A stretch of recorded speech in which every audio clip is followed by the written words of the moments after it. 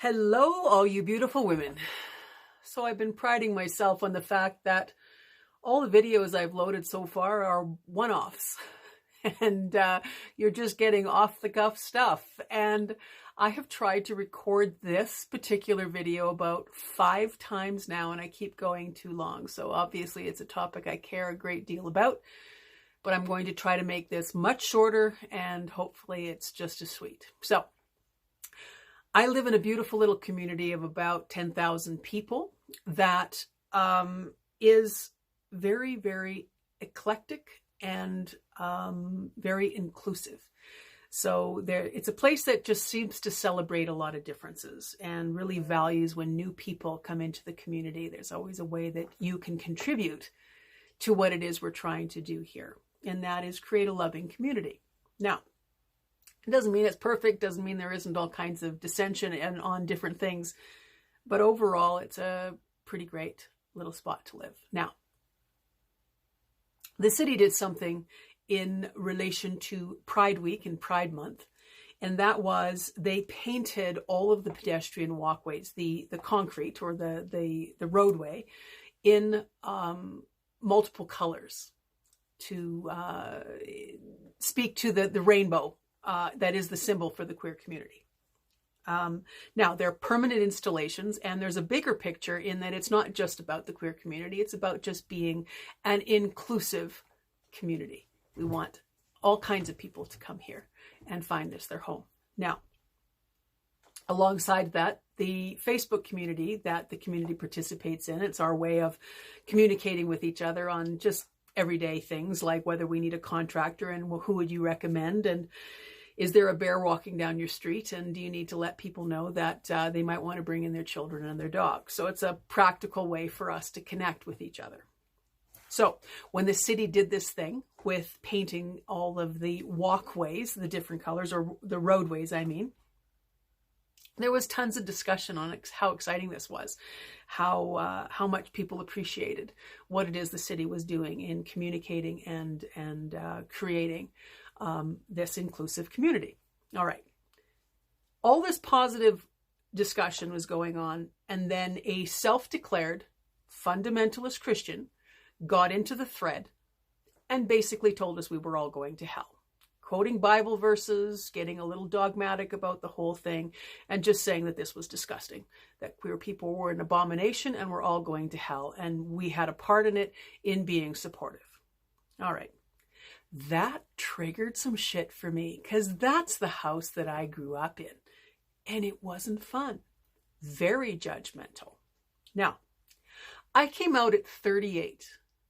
Now, that was a surprise to me, and it was a surprise to my family. It's not like I had a long history of hiding myself, being in the closet, anything like that. I was not socialized to be queer, like it wasn't even an option. So it took me a while to catch on. When I did, it set my life on fire, and in a very, very good way. So no regrets. But I did the traditional thing that a lot of queer people do, and that is sit your family down and let them know what's what.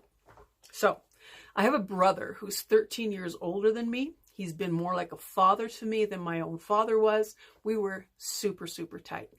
On hearing this information about me, he disowned me, took his family away, would have nothing to do with me. My dad reacted exactly like I expected him to do. Same thing. Not going to have anything to do with Lane. My mom, who was about 60 years old at the time, chose love. Now, my mom and I never got along, did not have a connection to each other. Very different values, very different styles, very different personalities. And she chose love. My father's the father to a very, very good friend of mine was more conservative than the house that I grew up in, was actually a pastor, had been steeped in this view of Christianity for a very long time. When he found out about me, he went to love.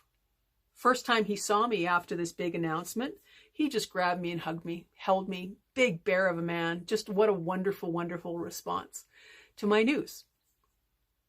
A couple weeks later, he's talking to his daughter, who's my good friend, and says, you know what, I've been taught this my whole life, and I've preached it from the pulpit. But when I see how happy and connected Lane is to this, and that it is her in her own power, she's more herself than I've ever seen her, I have to rethink what it is that I've been teaching and preaching and believing all this time.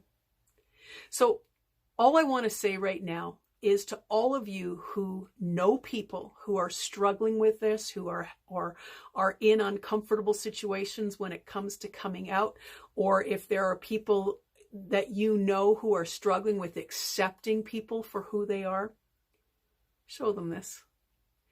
You have a choice on how you respond to everything in life, and you can go from love or you can go from hate and division.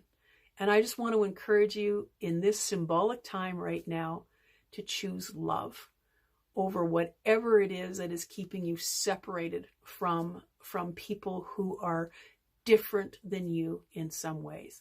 I could go on for the next 10 minutes. I have tried already, and it won't upload. So I'm cutting myself off right there because I want this out today. And yeah, that's all I want to say is choose love, people, whenever you can, no matter what the situation is, just choose love.